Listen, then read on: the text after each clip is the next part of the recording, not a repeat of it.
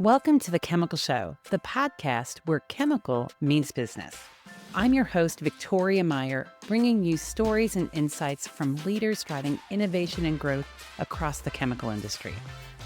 Each week, we explore key trends, real-world challenges, and the strategies that make an impact. Let's get started.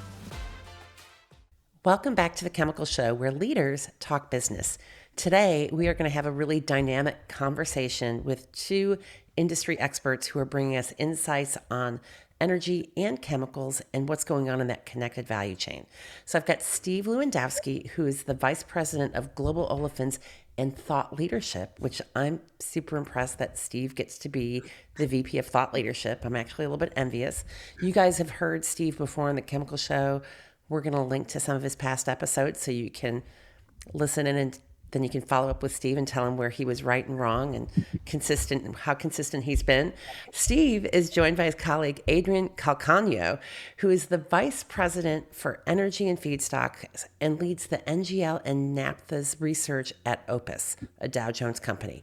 So we're going to have a great conversation here. You're going to want to stick around to the end because I'm going to get Steve to talk about rationalization, the question that's on everyone's mind. And we're going to have a great conversation. So Steve and Adrian, thanks for joining me today. Victoria, it's always a pleasure to be here with you and always have these challenging questions. Yeah, bringing up past episodes made me a bit nervous because it's always hard to be a forecaster. So, well, and you haven't gone back and listened, so now you will. Hopefully we've done okay. Awesome. So let's just as an introduction to you guys and to our audience here, I'm going to start with Adrian. Adrian, tell us a little bit about who you are and what your origin story is. What brought you here? Well, I've been working in energy all my career. I actually started in land and then moved to upstream and midstream, and now I focus on NGL. So I joke around that I'm going to retire in specialty chemicals to say that I did it all. But, it's been a fantastic journey. We started with a management consulting and then worked for supranational companies like BP, ConocoPhillips, and now obviously with IHS Markit later on, Opus leading the NGL research. So. Awesome. So you bring in a lot of great perspective. Steve, tell us a little bit about you and how you got to where you are today. Yeah, I've been with the group now, Opus Chemical Market Analytics, for going on 14 years in April. I come from industry. I had a life in refining. I've had a life doing aromatics, doing olefins. I come with a chemical engineering background with an MBA. So I've been fortunate in my career path to really be present in a lot of different parts of the value chain, M&A, commercial, working in a plant, crawling through towers and vessels. So it's been a good experience to kind of sit in the role I am now, looking at the globe and kind of advising and giving thoughts to our clients on how we see the world with all the dynamics, especially in today's world. Yeah, I love it. And it's definitely a dynamic market. So let's start with energy, which is so foundational to everything we do, but especially foundational to chemicals and petrochemicals. What do you see happening in 2026, Adrian? Well, lots of things are happening, lots of movement. Obviously, we start with a lot of geopolitical uncertainty regarding the supply of oil. Obviously, we have big players, traditional blue blood names like Venezuela and Iran be part of the conversation. And the question of that supply being very present on whether they're going to come back or not, and in what shape, what's the timeline for that.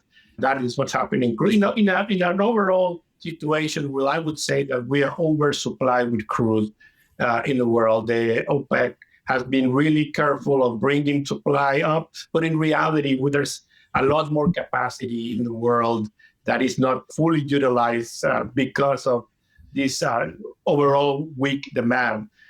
The other story that is also very important is the story of natural gas. Natural gas had a great recovery consequence of the war with Ukraine and Russia, which pushed a lot of that need for the Europeans to import gas, but also the explosion of AI has created a new source of consumption for gas because of the huge need that AI has in energy and electricity, etc. So we see that those booming side of gas with more capacity to export from the U.S., more need locally, need from to Europe, and then somewhat a wait-and-see approach with oil regarding the uncertainty brought by geopolitical events. Yeah, so it's definitely, for an old industry, it's very dynamic, right? So even this aspect of the effect of AI on gas, and I suppose crude demand, although where's most of the power coming from when we think about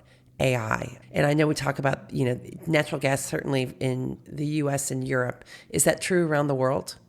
Well, it depends on the region. This is very regionally based. The big, obviously, China uses like an all of the above policy regarding electricity. They have coal, they have gas, they want whatever they can get their hands on because of the tremendous need. But in the U.S., yes, there's a big push for renewables, solar and wind. But the most of the growth is going to be anchored in natural gas because it's what's available, it's plentiful. And it's somewhat easy to basically put a data center near a natural gas line so you can have power. So it's a regional base, but there's a big push that I don't think any of the forecasters 10 years ago were thinking about when they're thinking about electricity demand. They were considering the big push that AI was going to be. Yeah. Well, and we just watched the Super Bowl yesterday as we record this, and I've never seen so many AI commercials. It seemed like every other commercial was about AI. It was crazy. There's a big push if you look at the stock market, a lot of the big seven, right? The big seven companies in stock market are AI companies, which makes a big jump. There's a lot of excitement about what's going to bring. And obviously that comes with a lot of investment. And one of the things that is being discussed is where is all electricity going to come from? Yeah, no doubt. All right, Steve, let's talk about chemicals. What's your overview and your outlook for chemicals in 2026? Yeah, chemicals is always interesting because we're a bit sandwiched between energy, as Adrian just described, with quite some volatility and a bit of surplus here and there, depending on what region of the world, and end consumers, who we've also heard a lot of noise about end consumers, tariffs, inflation, purchasing power issues. Am I really buying durable goods, things that contain a lot of plastic? At the end of the day, we continue to see growth in petrochemicals, and we're just doing our final balance touch-ups before our conference that's coming up. And we still see growth, right? It's not as stellar as some of the record years we saw a bit before COVID, but it's still pretty decent. So, it's a good sign. We still see the use and the enabling factors of synthetic materials really continue to grow around the world. So we see this demand still there. We see volatility in energy.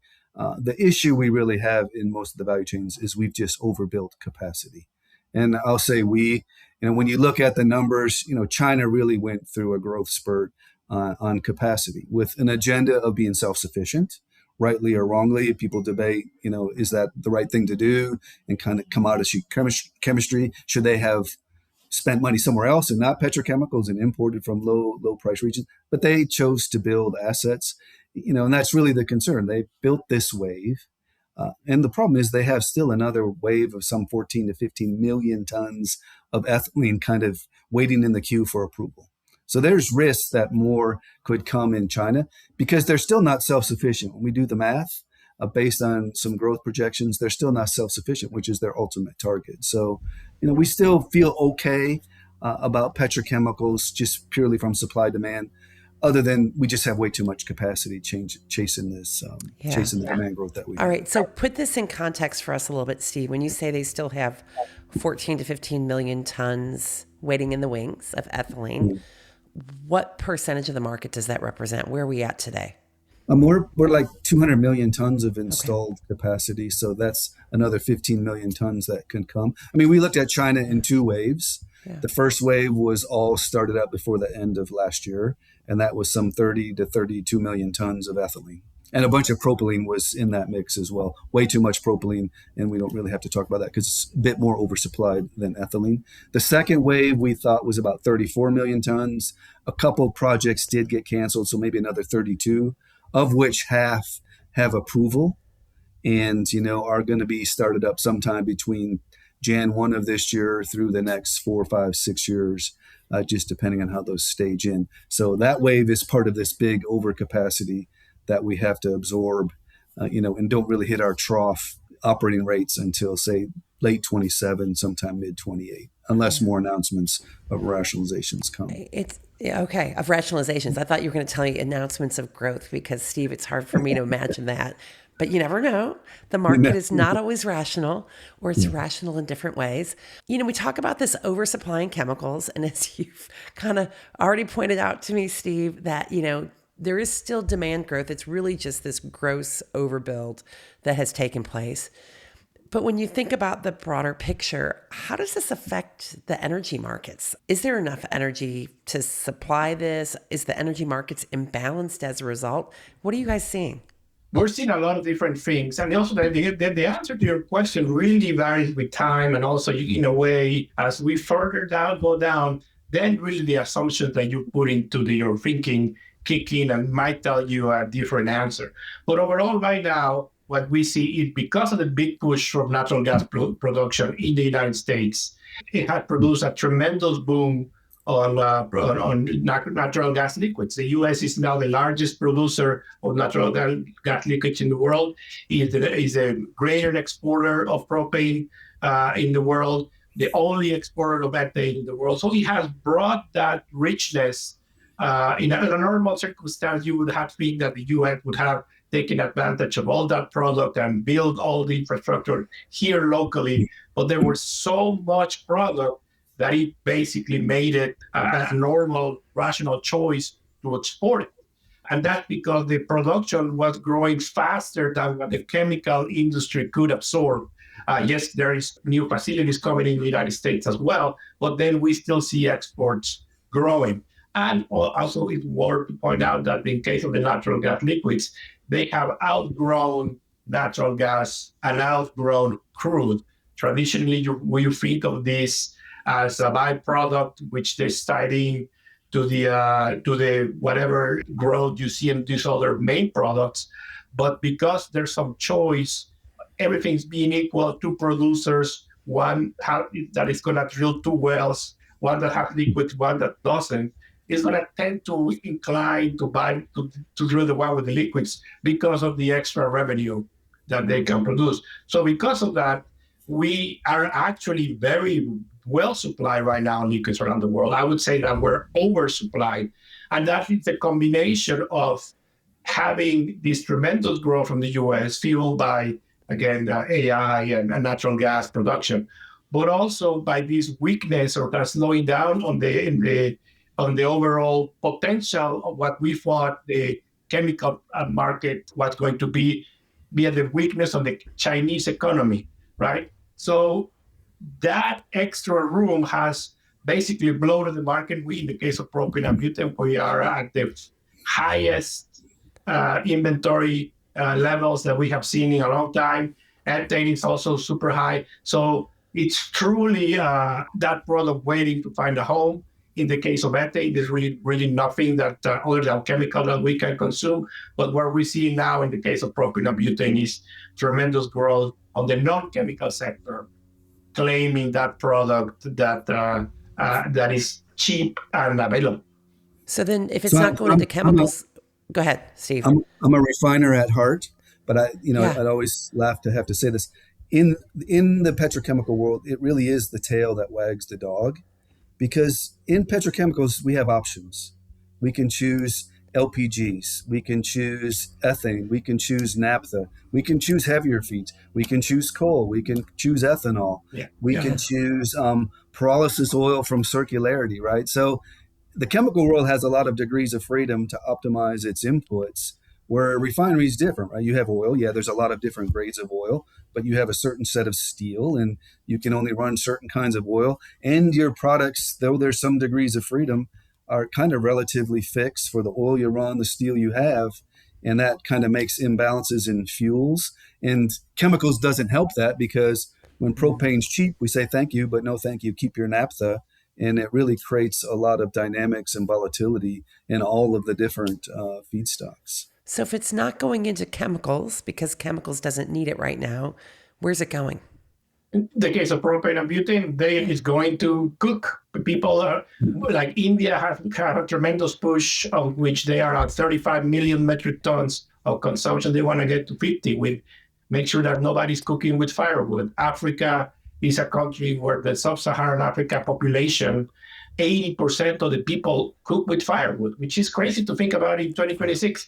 But there's a big push from the government saying, okay, we want you to cook cleaner, and the normal push would be a transition into propane and butane. So Indonesia is another great country that are 1 billion people, and there's a big push from the government to cook with that. So it's a very, the fight between fuel versus feedstock, but the weakness overall on the demand, it's not weakness of demand, but like the less expected demand in chemicals, it's keeping the price relatively low, which is opening the consumption in other areas. In the case of ethane, there's really no choice. It's either consumed by the petrochemicals, or rejected and go as natural gas within whatever the limitations are there. So it's I think the biggest thing is to explain that in the future, while in the past, petrochemical, as you said, it was the last one to make a decision whether they want it or not, and Refined saw it as, well, you take whatever we don't need, you just take it. Chemicals have become an increasingly more important part of the conversation for refiners. Because as transition and fuels are transitioned out, then everything that you refine, the chemicals, it's still going to be there. There's still going to be growth. People are going to need all these products. So that previous conversation of which just take whatever we don't use is going to be like, what do you need me to produce? Because you are one of our best customers. Okay. And so, Steve, I'm going to jump in real quick before you jump in, which it goes to this whole aspect of, is there still value in integrated oil and chemicals, right? Because this was the selling point, not just individual companies, but also for countries that were relying on this whole value of bringing chemicals and integrated oil and chemicals to bear. Is that still the case?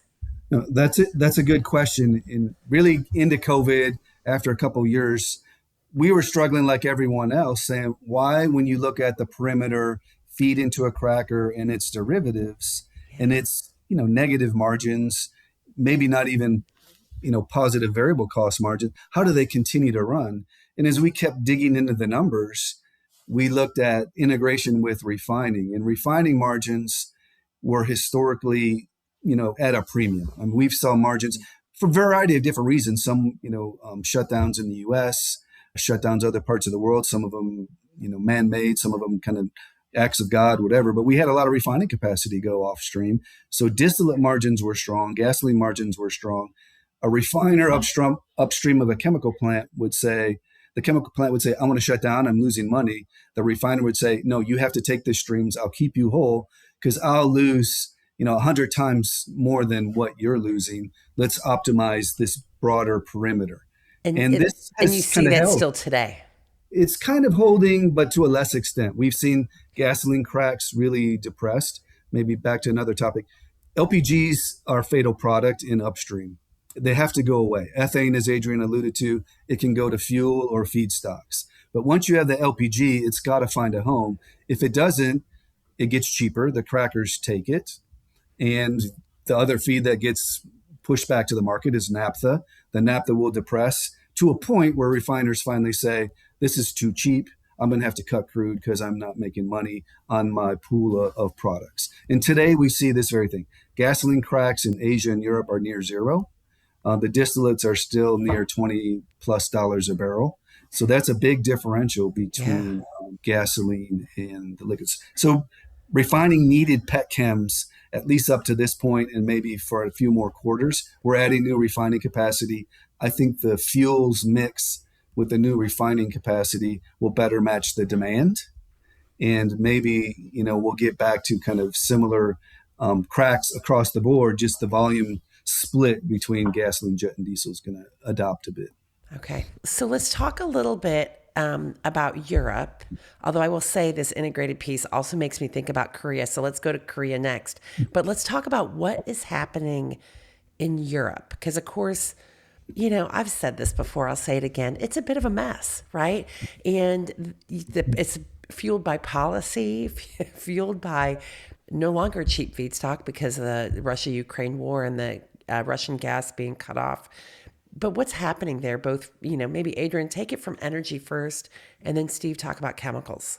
Yes, well, it's basically, as you alluded to, it's a clash between desire to move forward in versus reality. I think the speed of which it was designed to do, and it was a very unpragmatic approach.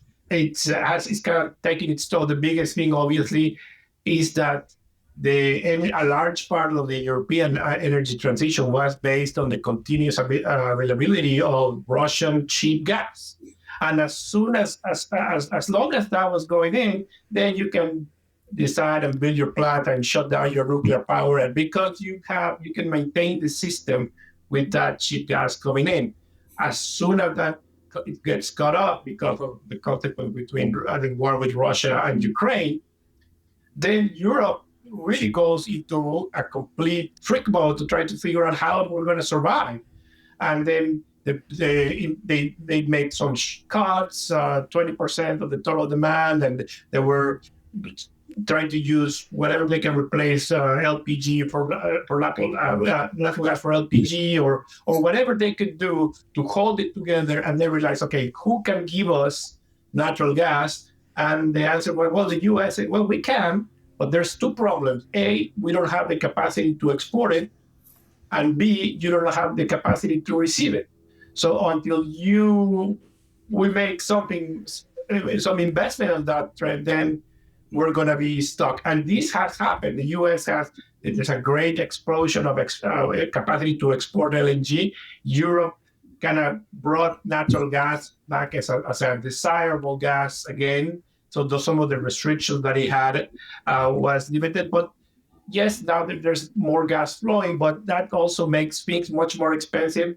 Refineries run with natural gas, as you know, or whatever power they have. And so overall, if you add what Steve's going to talk about, which is the situation particularly in Europe, which does not have a large amount of natural gas supply, so they cannot leverage on ethane unless it's imported from the U.S., or LPG is basically LPG and naphtha for their feedstock, which is the less competitive, then you have a situation that is almost like a perfect storm for the Europeans.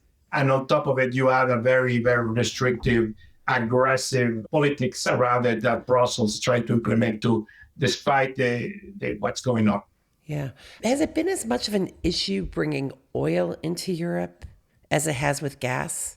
They had the ability to, oil is a little bit easier to move than gas. Obviously, LNGs are specific infrastructure that have to be designed on purpose for that particular purpose. And crude has flowed to Europe for many decades. So there's not an issue there in available, but LNG did require the capacity for us to export it and then for them to receive it. Got it. All right, Steve, give us the chemical view of Europe. Yeah, I think they're getting hit from both ends. So as Adrian said, what is going to be the end of the day price for the gas? If imports are marginal and the price is still being set by some higher point supply, then their power cost isn't going down. So that's one competitive disadvantage. The other is carbon management policy, right? There's a lot of technologies to look, for instance, electrifying steam cracker furnaces. Back to your original question, like servers and AI, where do you get the electricity from, right? Because if you're buying electricity to run a furnace on a cracker or any kind of furnace, you got to have electricity. And if it's not green, and green's a bit more expensive in the base case, and maybe that green goes to servers and other applications. So you're going to have a carbon emitter. Is it the gas you're importing? Then you got to capture that. So just managing through the higher cost, but then you get hit the other end, the investments to manage the carbon. If it is in fact capture and sequester or reuse, kind of like the Dow solution in Alberta, that's not free. You got to pay capital for that. And if there's no restrictions on importing semi-finished goods, finished goods, and on down the chain, it really creates a competitive disadvantage. I mean, there's smart people at all these companies looking at these numbers and saying, we can't make the math work. I mean, we'd love to. We love being in this environment. The workers are good. Everything's good about being there, except you got to make money. I mean, they're not. they're not charities at the end of the day. And there's this whole European, the what is it, the Green New Deal, the Chemical Industry Action Plan. There's a lot of talk.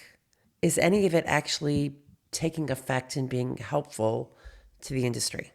Well, that's kind of a or is it a political. not yet thing? Or do we just I think cut it's a not that yet thing. piece? I mean, I think I agree 100% with Adrian said. The ambitions are good, the ideas are good.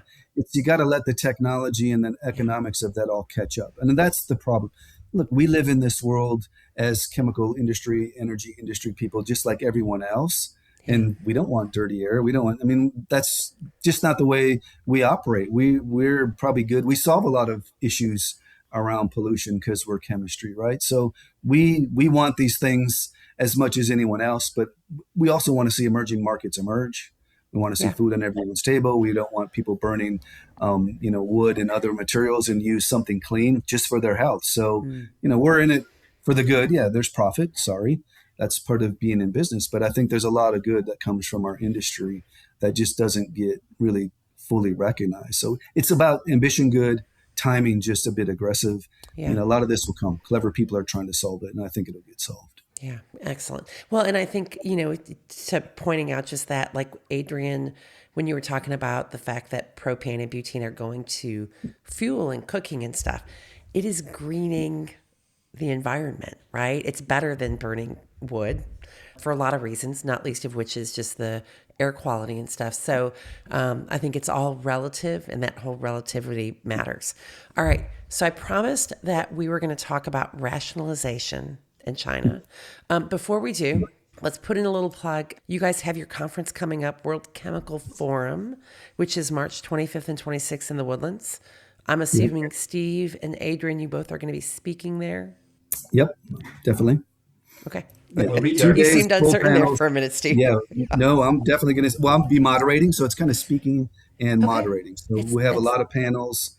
We have the historical data. You always got we have the Chem Energy 360, so you get a condensed, really to the point. But all the materials you're used to and accustomed to getting, you get. So it's going to be an interesting format and good networking, good dialogue.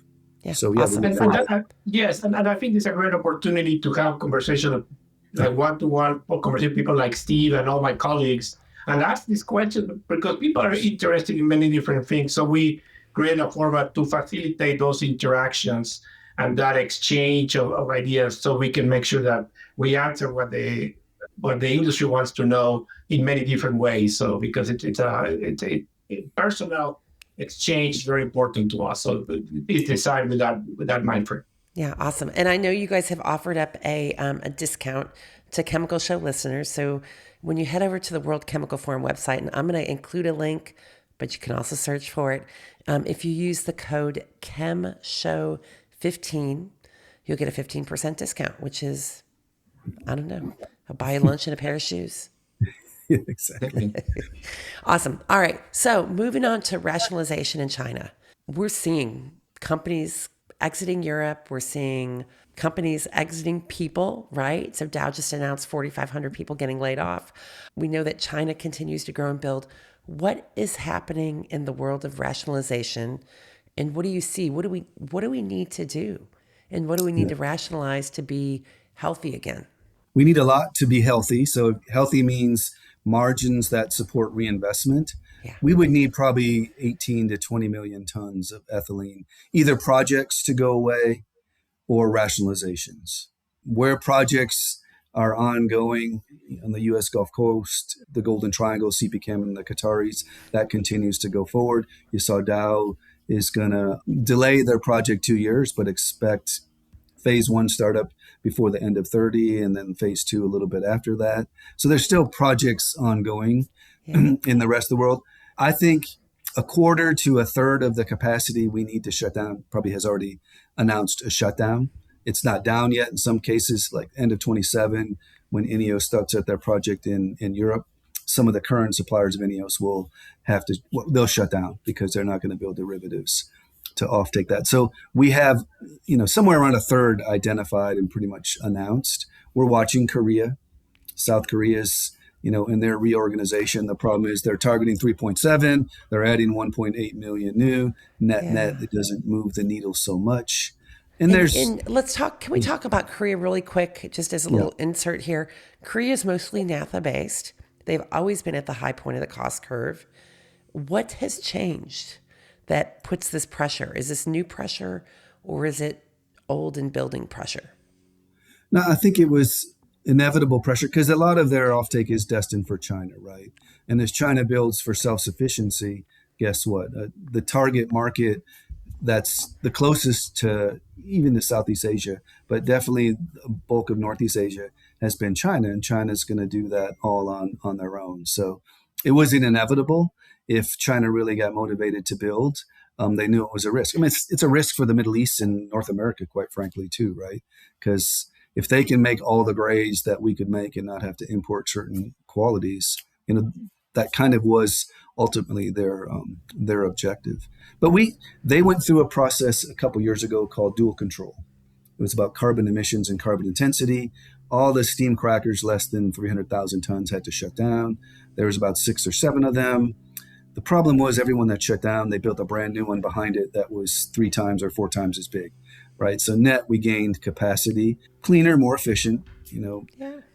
We'll have to Better see. capacity. Yeah. We'll have to see how this plays out. Will they cancel more projects in the queue? Will they build them and not run them? They've done that in other value chains in the past where you employ a bunch of people, build things, and then they said, that's possible. The polyester chain is one example of that. We'll have to see. And maybe they really force themselves to even shut down the next tranche. Maybe it's 500,000 tons or 600 or 700. There's options that they have, but we'll just have to see how that plays out. The signals are, they're building what they announced to build and have approvals, and they're looking at more. So something that we'll have to give in that mix. Okay, so we've talked. A third of the shutdowns have already been announced. We talked about Korea. What's the rest of the story? There is no story yet. The problem is the more that shuts down, once we get half to shut down, the remaining half says, there's end at the light of this tunnel. I just got to manage through this. Please, refining margins stay strong. Give me some subsidies so I can, manage on a cash flow.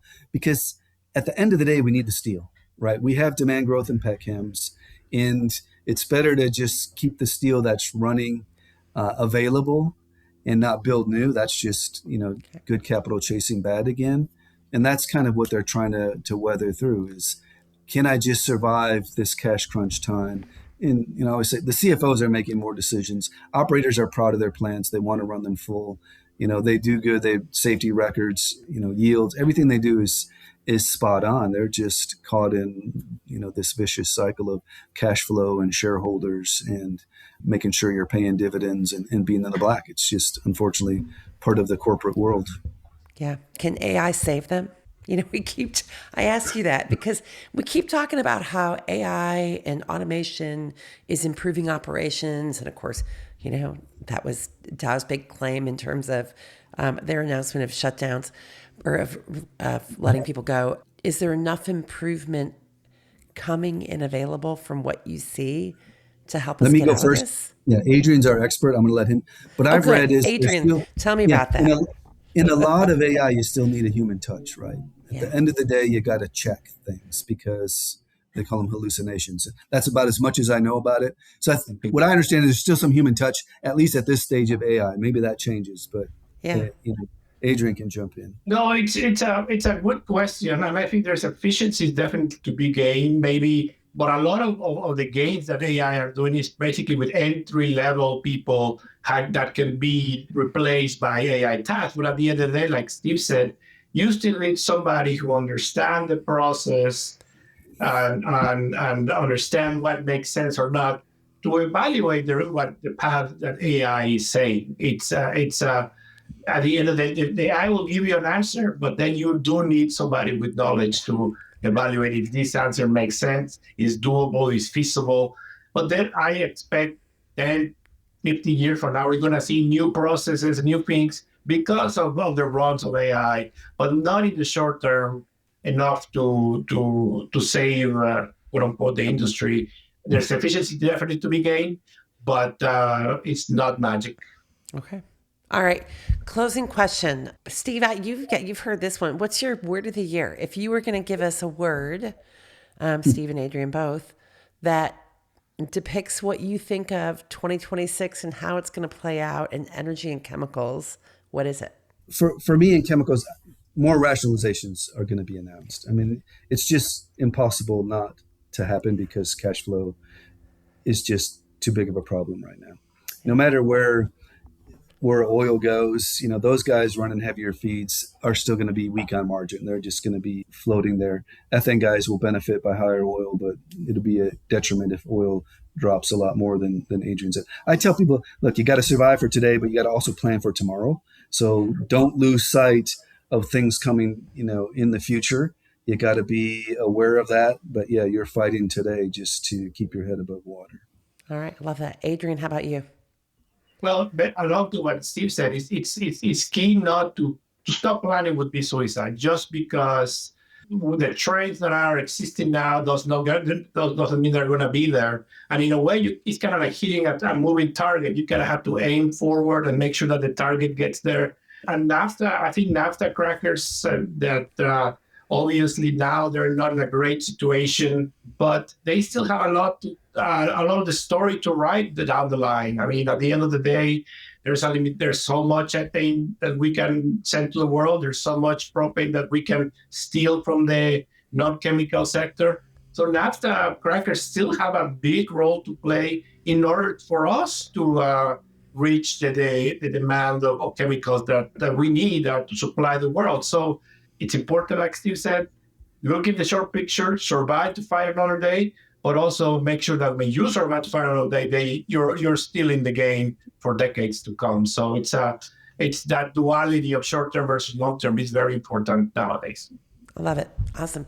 Thanks, guys. I really appreciate this. This has been a great conversation. And I know you're going to be having many more of these conversations at your conference coming up, the World Chemical Forum. All right. So, thanks, Victoria, as always. Pleasure. Thanks for the invitation. Appreciate it. Right. Absolutely. And thank you, everyone, for joining us today. Keep listening, keep following, keep sharing, and we will talk with you again soon. Thanks for joining us today on The Chemical Show. If you enjoyed this episode, be sure to subscribe, leave a review, and most importantly, share it with your friends and colleagues. For more insights, visit thechemicalshow.com and connect with us on LinkedIn.